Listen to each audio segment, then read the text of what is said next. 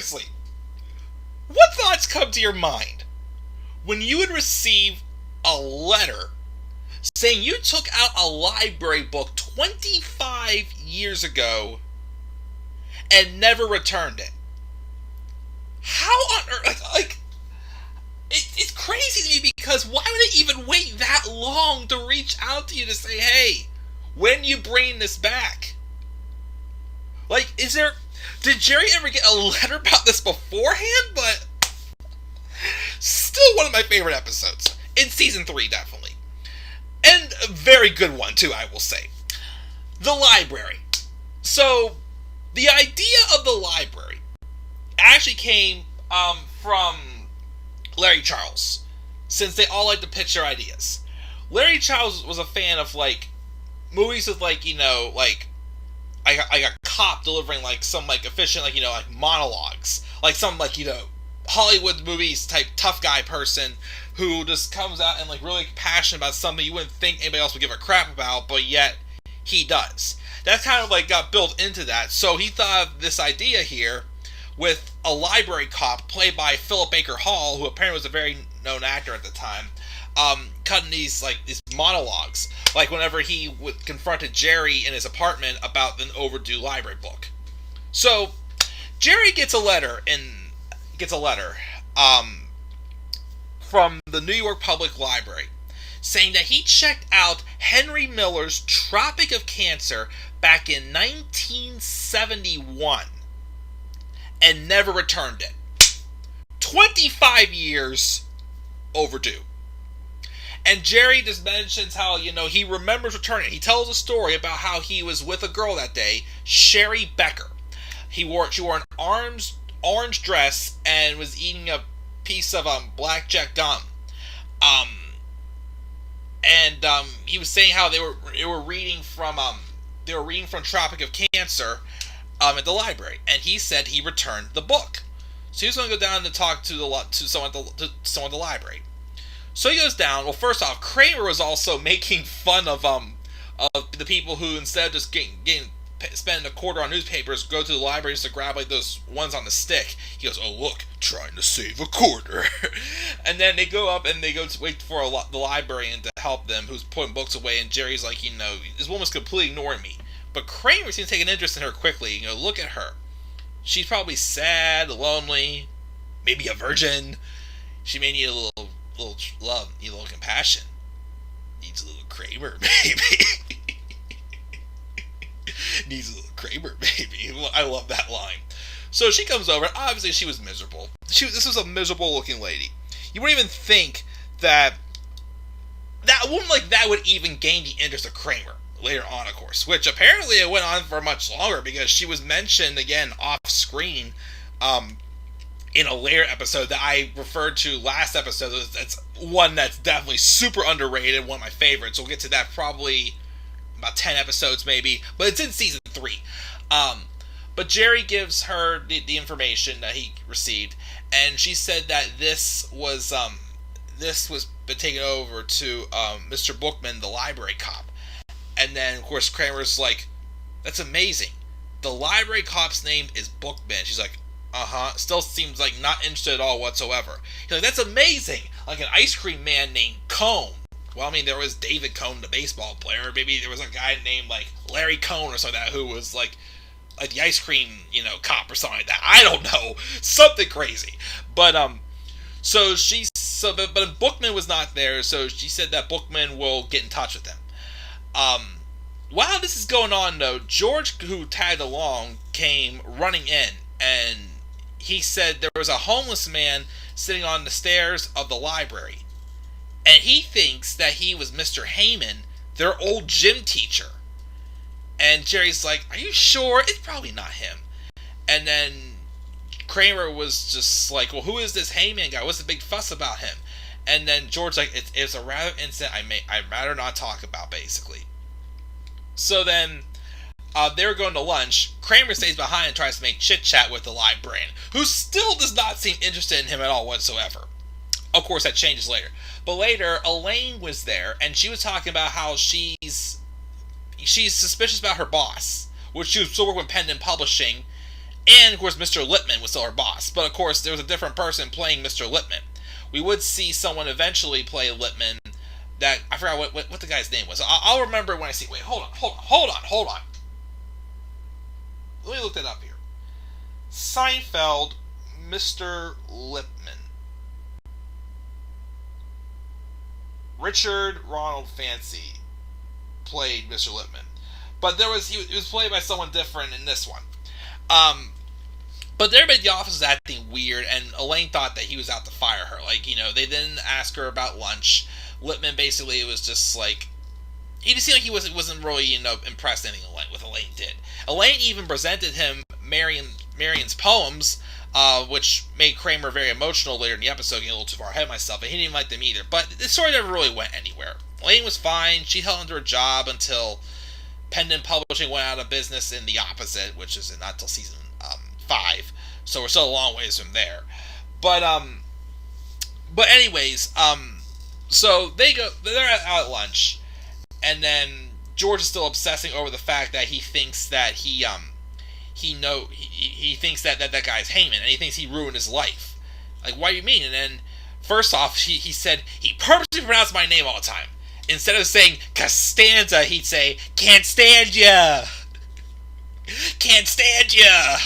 And then finally, Elaine talks George into telling a story. So the story was, there was one time in the locker room before gym class, which Jerry never had him for gym class. He had him for hygiene, and they always made fun of him saying he had like baked bean looking teeth.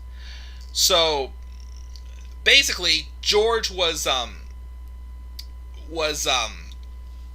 the locker room, and Heyman would just torment him, and he makes fun of George for his underwear sticking out, and then he has 3 of big tough guys come in there and give George a wedgie. So George complained about him, and he got fired the next day. Which, of course, made George like a tattletale. But George's like, I didn't tattle.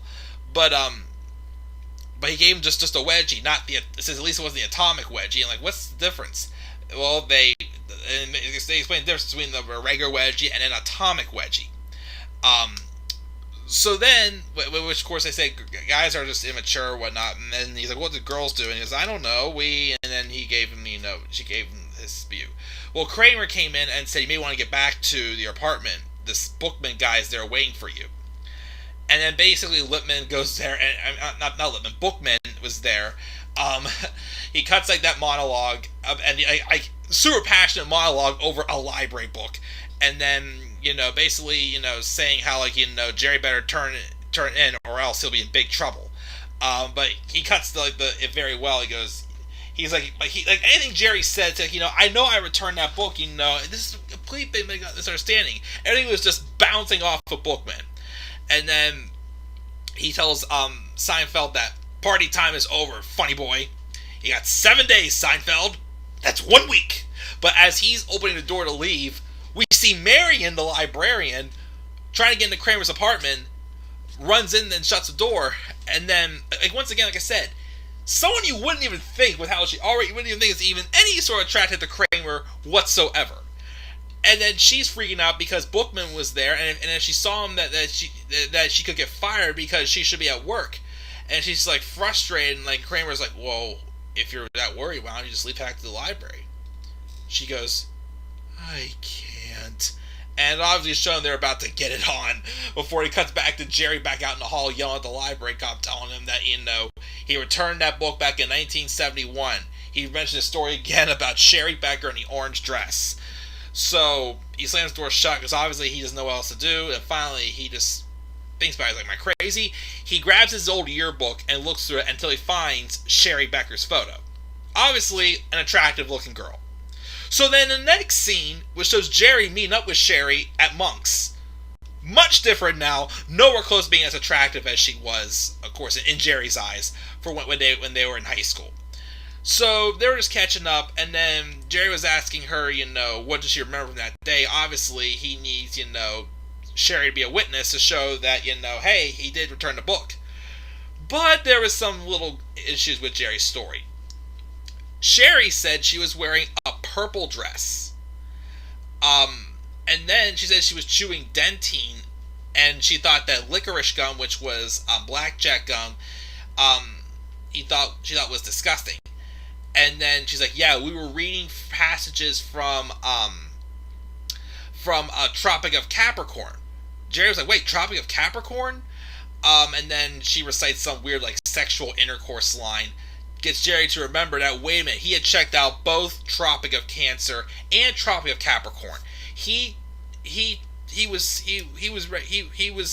returned Tropic of Capricorn, but he was set to return Tropic of Cancer. And then they show a scene where Jerry met George in a locker room, and apparently George wanted to borrow Tropic of Cancer, and George said he would return it later.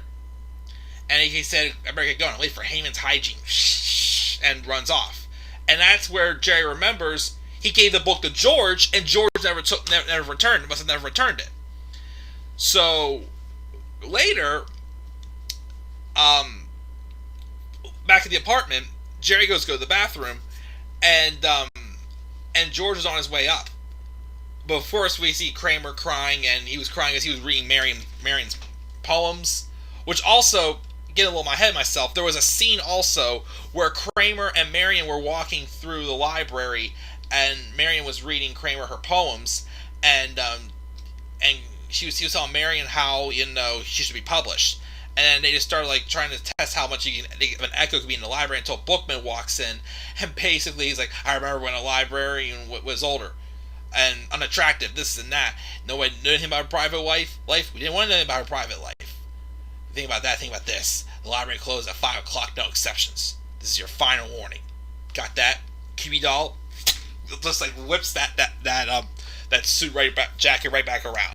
But basically, that was the last scene we seen. But then Kramer was emotional over Marion's poems, and then Elaine showed him to Mr. Lippman, but Lippman still didn't like him either. But again, we never really figured out why Lippman was like, like sour towards Elaine this episode. Just the fact that even just Elaine just being paranoid, that's all, just on a bad stretch.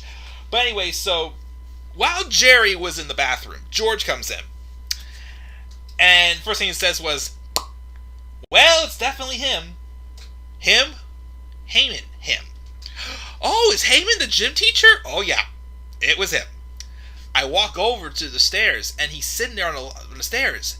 And I say, "Hey, Mr. Heyman, it's me, George Costanza, JFK 71.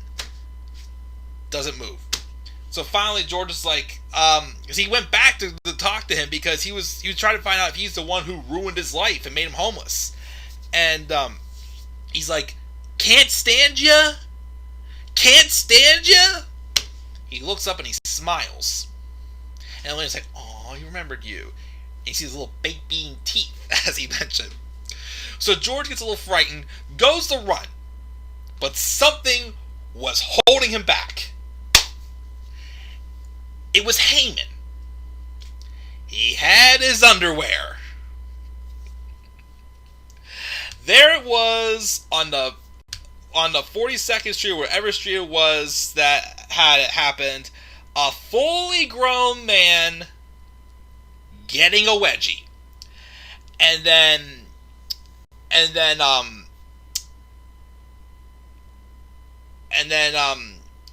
Elaine goes, "At least it wasn't atomic," and said, "It was."